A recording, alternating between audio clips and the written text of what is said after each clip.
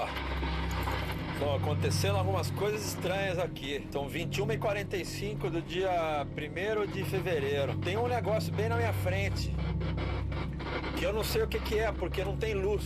Então não é navio, mas eu tô captando ele no radar. Pode ser um iceberg. Mas por 2 vezes o meu rádio ligou sozinho. Ligou sozinho o rádio. Olha aí, tá desligado. Agora eu liguei, mas tá desligado. Só o interruptor dele aqui tá aceso. E olha o objeto lá na frente. Aquela linha pontilhada do lado direito é a direção que ele tava agora há pouco. Olha lá, ele continua nessa direção, mas ele tá vindo bem ele tá bem na minha rota de colisão. E eu não sei o que é.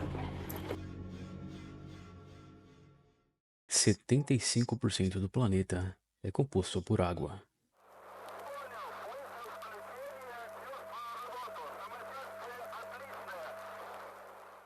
E 25% de todos os oceanos foram explorados.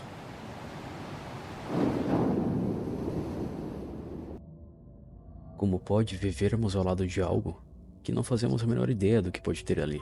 É como se você tivesse uma casa com um porão, porém você nunca o abriu. Já ouviu histórias? Escuta batidas na parede, na porta, porém você nunca abriu. Eu sei que vai ser meio off-topics o que eu vou falar aqui, mas a matéria e energia escura também é assim. 96% do universo é composto por elas, e nós não fazemos a menor ideia do que ela é. Mas enfim, isso é tema para outro vídeo. Nesse vídeo eu queria falar um pouco sobre o mar. Porém, não é mais um vídeo aleatório sobre talassofobia ou vazio do mar, eu prometo. Eu sei que vai ser meio difícil não entrar nesses temas, até porque quando o assunto é fundo do mar, muito se fala dos famigerados monstros marinhos desconhecidos, criaturas gigantescas gargantuais capazes de destruir embarcações em um piscar de olhos. Porém, poderia existir algo no fundo do mar que, pessoalmente, me assustaria muito mais do que qualquer kraken. OSNI, sigla para Objeto Submarino Não Identificado. São objetos ou fenômenos aquáticos não identificados, vistos por percepção óptica, ou seja, os olhos, ou mecânica, como por exemplo sonares ou radares. É parecido com OVNI, porém na água. Aliás, existe a hipótese de grande parte dos OVNIs terem surgido através do mar, como relatado pelo Grupo de Ufologia de Guarujá, que investigou grande parte desses acontecimentos na costa brasileira ao decorrer dos anos. Um bom exemplo disso foi o famoso caso do suposto OVNI que explodiu na praia de Ubatuba, em 1957. Esse caso resultou em uma grande investigação, inclusive com fragmentos da suposta aeronave, fragmentos que foram analisados por laboratório e constatado que, na época do acontecimento, não tínhamos tecnologia suficiente para forjar aquele metal. Anomalia do Mar Báltico. A equipe sueca de exploradores marítimos, OceanX, e não tem nada a ver com Elon Musk, liderada por Peter Lindenberg e Dennis Ellsberg, eu acho que é assim que se fala, eu espero, estavam em busca de naufrágios quando detectaram algo inusitado, um objeto circular de aproximadamente 60 metros de diâmetro, com uma aparência peculiar que muitos compararam à famosa nave Millennium Falcon de Star Wars. O objeto parecia ter um formato simétrico e apresentava características incomuns, como sulcos ao redor e uma trilha de 300 metros como se tivesse deslizado pelo fundo do oceano.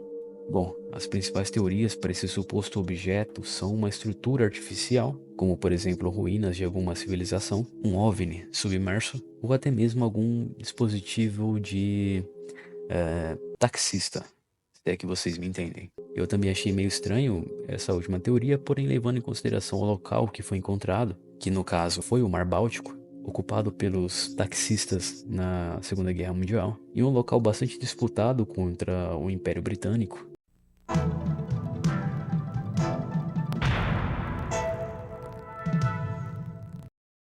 Só um disclaimer, o Mar Báltico foi bastante disputado contra os soviéticos, principalmente durante e depois de 1941, depois da Operação Barbarossa. Os britânicos não tem nada a ver com isso, ok? Nada impede de ser mais alguma arma maluca dos taxistas. E a última teoria, obviamente, é que seja apenas formações rochosas, como rochas depositadas por geleira, arenito e até mesmo lava e almofada de basalto. Eu não faço a menor ideia do que é isso. O problema dessa última teoria é que ela não explica a suposta falha nos equipamentos ao se aproximar do objeto. Quando amostras foram coletadas da anomalia, Os resultados indicaram a presença de minerais como hematita e limonita, comuns em formações naturais. No entanto, algumas estruturas pareciam angulares e alinhadas, o que alimentou ainda mais os debates sobre sua origem. Além disso, alguns críticos apontam que as imagens do sonar podem ser ilusões de ótica ou interpretações exageradas. Inclusive, esse caso me lembra bastante o famoso rosto de Marte, vocês se lembram? Em 1976, durante a missão da Viking, da NASA, a sonda Viking 1 registrou uma fotografia um tanto quanto estranha na superfície do planeta vermelho. Essa fotografia infelizmente acabou sendo arquivada erroneamente pela NASA, porém, dias depois, dois engenheiros acabaram descobrindo essas imagens independentemente. Um rosto aparentemente feminino de algo parecido com uma estátua. Junto a isso, algumas estruturas pontiagudas parecidas com pirâmides. O caso acabou gerando um certo alvoroço na mídia, porém isso é algo que os engenheiros da NASA já estão acostumados, chamado de pareidolia. A pareidolia é um fenômeno quando o cérebro humano reconhece padrões familiares, como por exemplo rostos em objetos aleatórios. É aquela famosa história de ver Jesus no pão. Inclusive, Marte é bem famoso com esse fenômeno. Não é a primeira vez que isso acontece, como por exemplo a cratera Gali. Eu não sei se é assim que se fala, também conhecida como cratera do rosto feliz. É bem fofo. Ou então, essa cratera que parece um pato.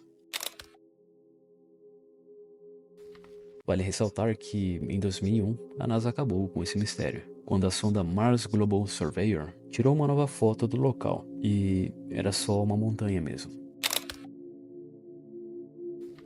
Então, na minha opinião, por mais estranho que seja esse objeto, a possibilidade de ser apenas um pedaço de pedra é grande.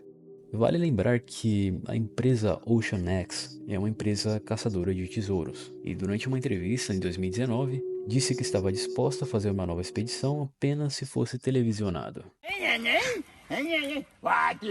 Uma outra coisa um tanto quanto curiosa, essa empresa estava querendo fazer um turismo com um submarino, para ver esse objeto estranho. Bom, eu acho que a gente já viu isso antes, né?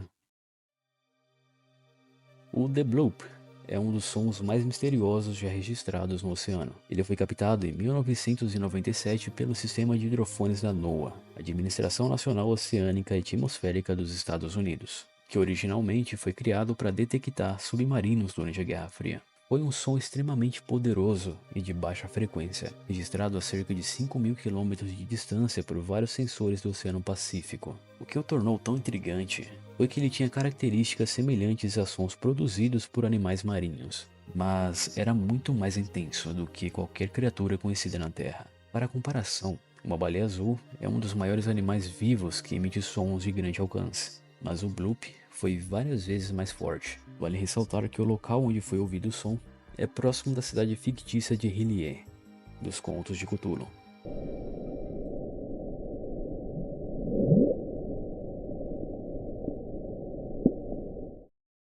Upsweep. O Upsweep foi registrado pela primeira vez em 1991 pela SOSUS, um sistema de hidrofones criado para monitorar submarinos durante a Guerra Fria. O som consiste em uma série de pulsos agudos e repetitivos, variando em frequência e intensidade. A origem exata ainda é desconhecida. A fonte aparenta estar próxima a áreas de atividade vulcânica, porém o som não se encaixa perfeitamente nos padrões conhecidos. Os pulsos são agudos e repetitivos, parecendo até mesmo algum tipo de alarme no fundo do oceano. Seria algum tipo de máquina acidentada?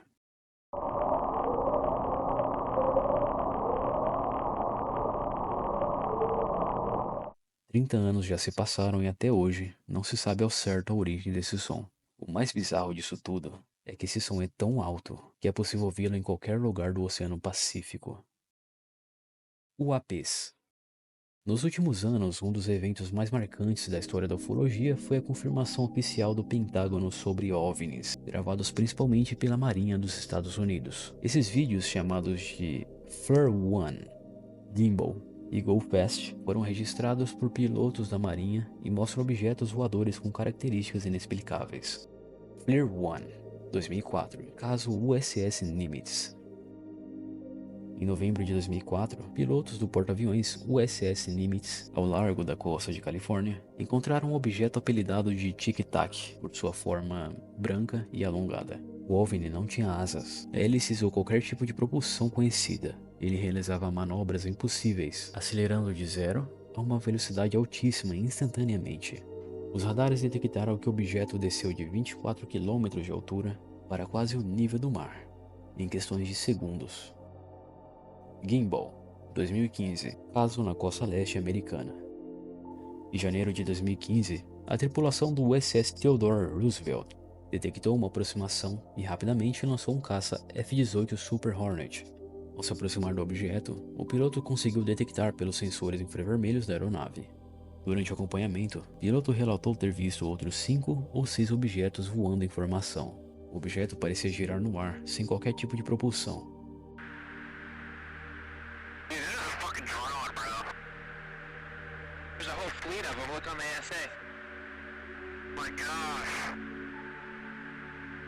Going against the wind. The wind's 120 knots from the west. Look at that thing, dude.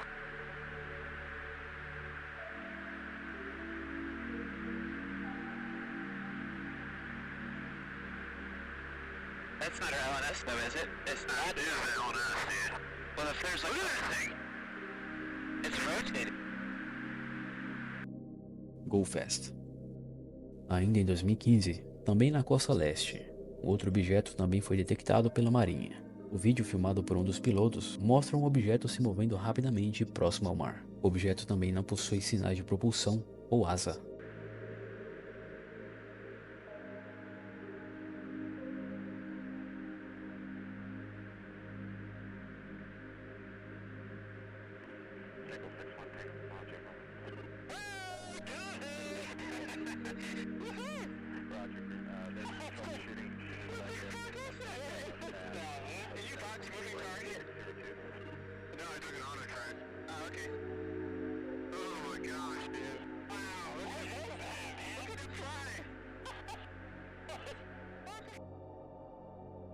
Em 2017, os vídeos foram vazados pelo jornal The New York Times e pelo To The Stars Academy, fundado pelo ex-músico do Blink-182. Em 2020, o Pentágono oficialmente reconheceu os vídeos como autênticos e admitiu que os objetos eram fenômenos aéreos não identificados, também conhecidos como UAP, ou seja, eram reais, mas sem explicação. Além disso, o Departamento de Defesa dos Estados Unidos afirmou que os objetos não pertenciam a nenhuma tecnologia conhecida, tanto dos Estados Unidos como de outras nações. Em 2021, foi divulgado um relatório ao Congresso confirmando que 144 incidentes de OVNIs haviam sido registrados desde 2004, sendo que apenas um teve explicação. USS Triton. Senhoras e senhores, esse caso me fez ficar pensativo durante anos. Eu não vou falar nada, só vou mostrar essa foto.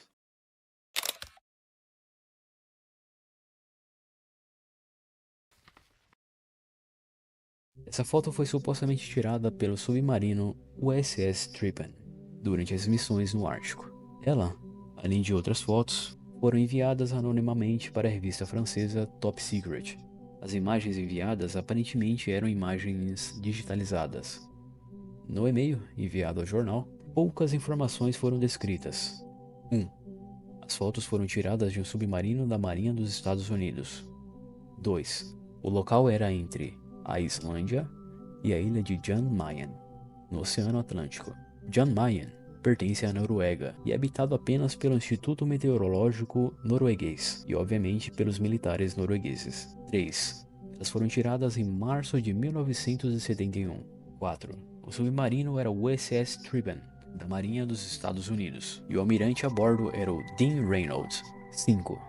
O submarino chegou ao objeto por acidente, pois estavam na região em uma expedição militar e científica conjunta de rotina. O oficial John Clicker foi quem inicialmente avistou o objeto com um periscópio. Durante a investigação, o ufólogo Alex Mistretta entrou em contato com o almirante citado. O almirante negou ter visto algo de estranho no Ártico. John também negou. Durante as investigações através do Hull Number, um site que registra as localizações de embarcações navais, Foi constatado que, após operações locais em Connecticut, o Tripen partiu para o Ártico no início de 1971 e permaneceu durante 22 de fevereiro até dia 22 de março do mesmo ano. O submarino realizou testes extensivos em seu sistema de armas, além de realizar experimentos científicos sobre o movimento, composição e história geológica da calota. Nesse site também foi possível comprovar a presença do oficial John Clickan no submarino. Bom, a principal explicação para esse caso é que os objetos eram, na verdade, balões-alvos, utilizados para treinamento e testes. O problema dessa explicação é que esse tipo de equipamento era amplamente utilizado durante a década de 20 e de 30, porque um submarino nuclear da década de 70 estaria realizando testes com balões-alvos no Ártico. Enfim, ainda é um caso com mais perguntas do que respostas. Quem foi o usuário anônimo que divulgou as fotos? Por que justamente o submarino Tripen? Por que os supostos balões-alvos possuem tamanhos e formatos tão estranhos? Se é apenas um balão-alvo sendo atingido, por que a imagem supostamente sofreu manipulação? Teria algum tipo de contra-inteligência para tentar descredibilizar o caso, principalmente se fosse vazado? Na minha opinião, se não for real, eu quero parabenizar essa montagem dos objetos. Tirando as nuvens estranhas duplicadas, as imagens são bem fidedignas, principalmente a iluminação, algo mais perceptível quando a imagem é forjada. E vocês, o que acham? Deixo com vocês essa pergunta.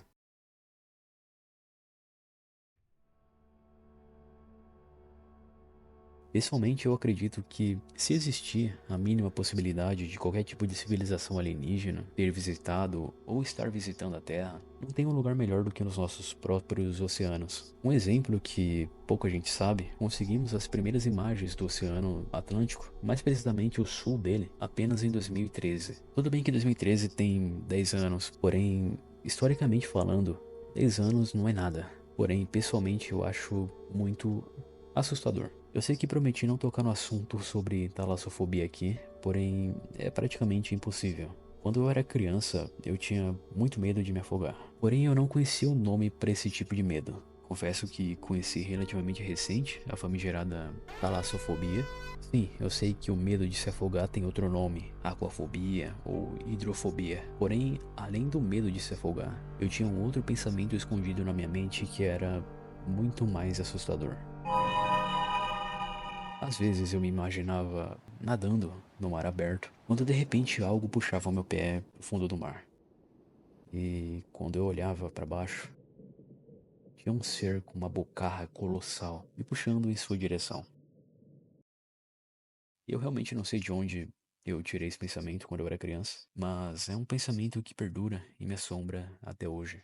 Subnáutica, por exemplo, eu simplesmente não consigo jogar. Não só por causa do seu preço, mas, enfim, você pode me colocar para jogar qualquer jogo de terror de assombração ou qualquer outra porcaria do gênero. Minha síndrome de jovem cético sempre vai prevalecer e simplesmente não vou conseguir me assustar com aquilo. Porém, meus amigos, nenhum outro jogo durante toda a minha vida me travou tanto quanto o Subnáutica.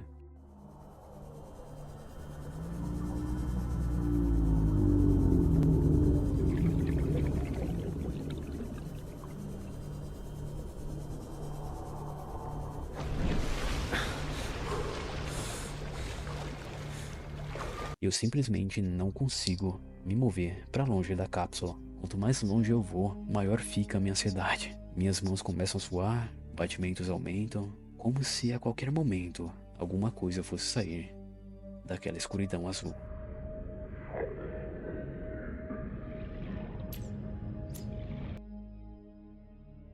É simplesmente impossível jogar. E esse medo não fica apenas em criaturas, mas estruturas também, principalmente grandes, como por exemplo navios naufragados, construções, ou quem sabe algum dispositivo alienígena. E a questão alienígena não é apenas o medo do mar em si, mas o medo de ter algum ser infinitamente superior a mim, simplesmente escondido por debaixo dos panos, planejando sabe-se lá o que.